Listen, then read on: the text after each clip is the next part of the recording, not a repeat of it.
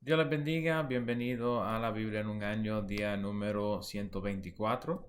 Estamos en el libro de Números y vamos a estar considerando en el día de hoy los capítulos 25, 26 y 27. El capítulo 25 contiene la historia de la fornicación de Israel, tanto física como espiritual. Luego de Balaam haber bendecido al pueblo en vez de maldecirlos, como deseaba Balac, Israel moraba en Sittim, cerca de Moab. El primer verso nos indica que los hebreos comenzaron a fornicar con las hijas de Moab. Como resultado, las hijas de Moab los invitaban a los sacrificios a Baal en Baal Peor.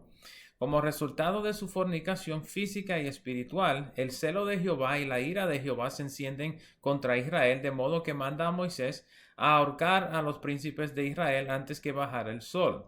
Esto parece haber sido un mandamiento a los príncipes de Israel y los jueces, quienes estuvieran a cargo de miles, de 100, de 50 y de 10, a que mataran a los que fueron culpables de la fornicación con Baal Peor y que los ahorcaran o dejaran guindando en plena vista del pueblo.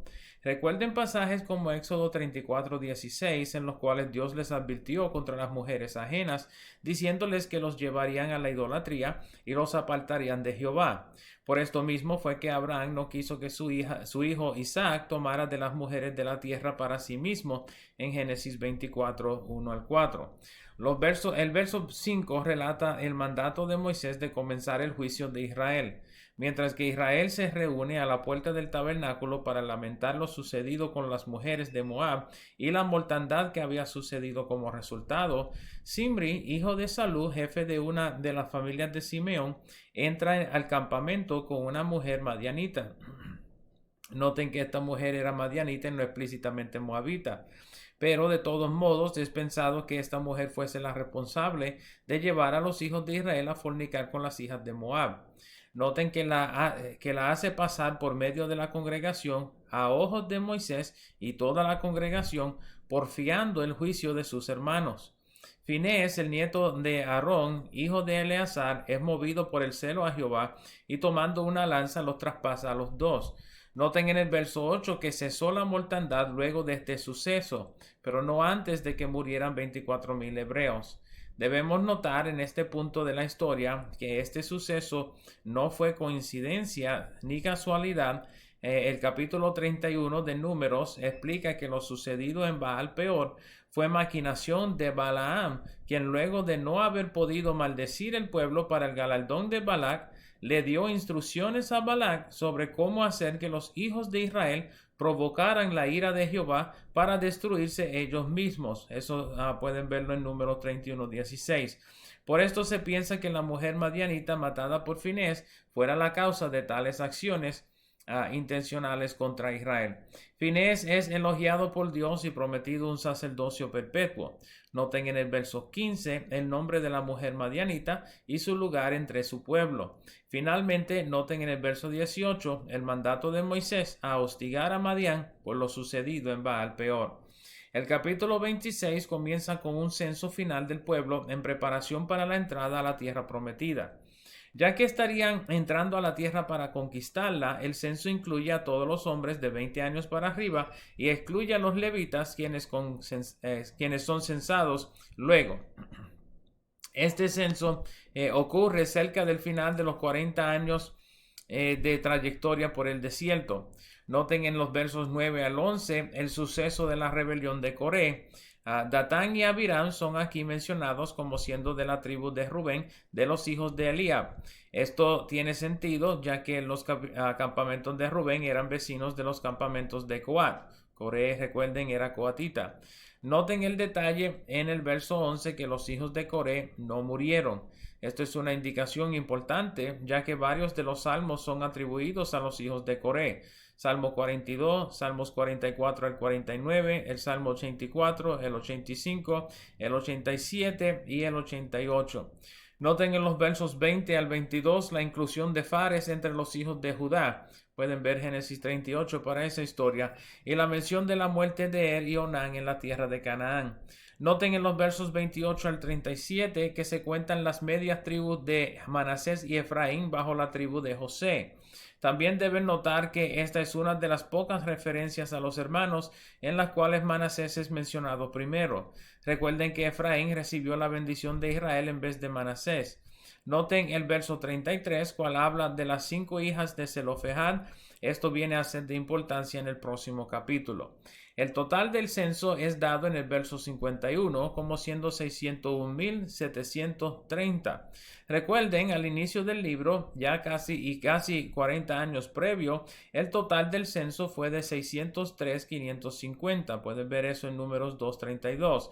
Esto indica que aparte de todas las prevaricaciones de Israel en el desierto, la segunda generación fue casi igual de fuerte que la primera. Los versos 52 al 56 describen cómo se había de repartir la tierra prometida entre las tribus por heredad. En este instante, las medias tribus de Efraín y Manasés tomarían sus propias suertes, ya que los levitas no tendrían heredad entre las tierras de Israel. Se les había de entregar heredad conforme al número de sus hombres y por suertes. Luego, durante la conquista, Josué divide la heredad de Israel. Los versos 57 al 62 describen el censo de los levitas junto con una breve linaje de Moisés y Aarón. El padre de Moisés es mencionado como siendo Amram, coatita, esposo de Jocabed y padre de Moisés, Aarón y María. Noten en el verso 62 que la suma de los levitas en esta ocasión es de 23,000, siendo un aumento de 1,000 desde su cuenta en Números 3. El capítulo termina con el resumen del censo y el detalle sobre la muerte de la primera generación, con la excepción de Caleb y Josué. El capítulo 27 comienza con la petición de las hijas de Zelofehad. Las hijas de Zelofehad escucharon el propósito del censo del pueblo y vinieron delante de Moisés para hacer una petición a que la heredad de su padre les fuera entregada a ellas. Deben recordar que esta cultura típicamente no honraba el lugar de las mujeres por encima de los hombres. Moisés inquiere de Jehová sobre el asunto y recibe instrucciones perpetuas sobre las heredades de hombres quienes no habían tenido hijos, pero tenían hijas. En este caso, la heredad de su padre le es otorgada a las 5 hijas como herencia. Noten en los versos 7 al 11 los detalles del estatuto de herencia. Estos detalles vendrán a ser de importancia en varias de las historias del Antiguo Testamento. El capítulo termina con la encomienda de Josué en lugar de Moisés. En los versos 12 y 13 Jehová le indica a Moisés que morirá, pero no sin antes ver la tierra prometida sobre la cumbre del monte Abarim, también referenciado en otros lugares como el monte Nebo. El verso 14 explica que esto fue como resultado de su desobediencia en Cades, cuando le dio a la peña en vez de hablarle, según fue mandado por Jehová. En los versos 15 al 17, Moisés hace petición a Jehová de poner un varón sobre el pueblo para que lo dirigiera en su ausencia.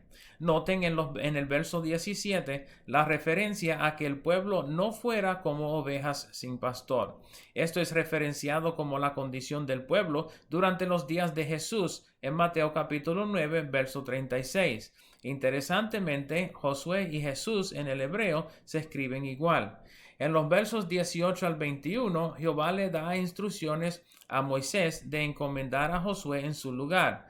El capítulo termina con la explicación que Moisés hizo como Jehová le había mandado, encomendando a Josué como su sucesor con la bendición de Eleazar y frente a toda la congregación.